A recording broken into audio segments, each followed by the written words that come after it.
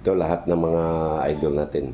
Ayos na rin ng maigi itong mga laruan po natin. Mga koleksyon po natin sa mga lumang laruan kayo mga idol. Ayan po. Napagawa na rin po natin ng panibagong lagayan na naman po sa mga bagong nagdatingan na naman po ng mga koleksyon po natin. Ito po. So, napakaganda po ng kanilang tahanan kaya mga idol. Ayan po. So, ayan. So, hindi na maskisan saan po nakalatag.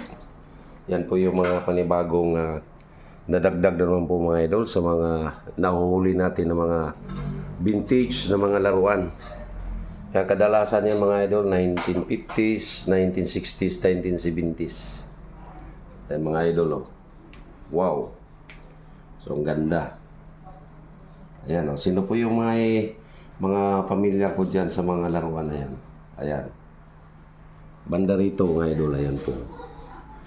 Yan po yung mga nasisili po natin sa mga nakaraang video po natin. Ayan po. Wow, ganda. Kaya dito sa itaas, ayan po. Ayan. Mga lumang laruan yan mga idol, hindi man natin yan makikita maski saan na ngayon. Mga panibagong laruan, marami kaya mga idol. So, sana nag-enjoy din po kayo nito. Maraming salamat po.